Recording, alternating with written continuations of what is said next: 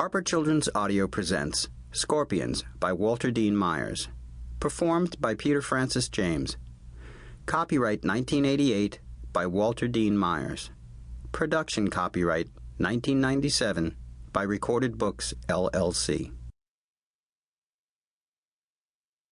Chapter 1. You see anything? No. Why don't you go down to the subway?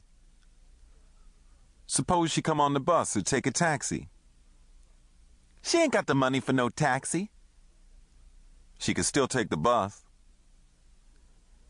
Jamal sat at the window and looked down the street. It had rained earlier, and he wondered if his mother had taken an umbrella.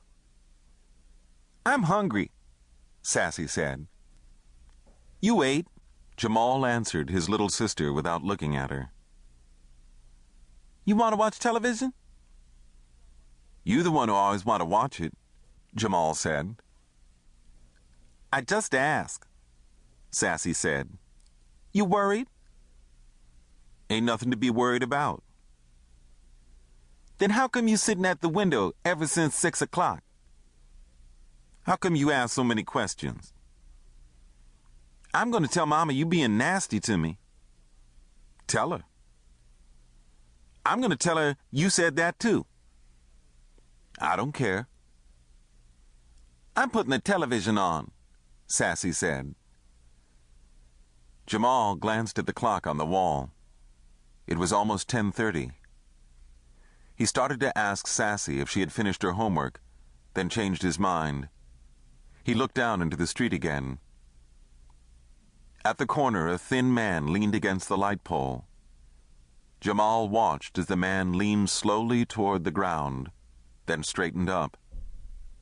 Jamal knew that the addict would repeat his nodding until he fell asleep. He looked away. Sassy was watching some stupid program. The television was okay, even if the programs were stupid. When he got a job, he was going to buy one of those recording machines. Then he and Mama could go and get movies and watch them instead of all the stupid stuff they had on regular television. He thought about how he would tell Mama he had the money for the recording machine. Maybe he wouldn't even tell her. Just go out and buy it for her and bring it on in the house. Sassy fell asleep on the couch at 11 o'clock. He moved away from the window and sat next to his sister. Mama would say that he should wake her and tell her to go to bed, but he didn't want to sit by himself. Somebody had a radio on. Probably Snooky. Snooky always played his radio too loud. Jamal had told Snooky about his loud playing, and he asked Jamal what he needed a radio for if he had to play it so soft he couldn't hear it. Jamal figured a dead person could hear it the way Snooky played it. Jamal was a little hungry. He had made some potatoes and chicken, but there wasn't too much of it. Sassy had eaten one piece of chicken, and he had had one piece. Sassy said she wanted 2 pieces because she wasn't going to eat any potatoes, but she knew better. They had to save something for Mama. If he had got the rice from Mr. Evans, he could have made the chicken and rice Mama liked a lot. It was almost 12 o'clock when Mama got home.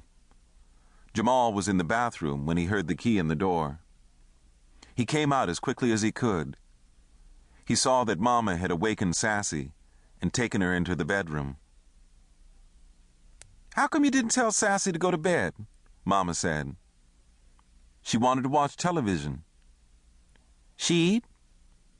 Uh-huh. What she eat? That chicken from Sunday and some potatoes? We saved you some. Mama went into the kitchen and looked at the food on the stove. She saw that Jamal had cut the potatoes into small squares and put some snap beans in with them. Where you get them snap beans? They was in that plastic bowl in the back of the refrigerator, Jamal said. You get the mail? Forgot, Jamal said. You want me to go downstairs and get it? No, I'm too tired to even read.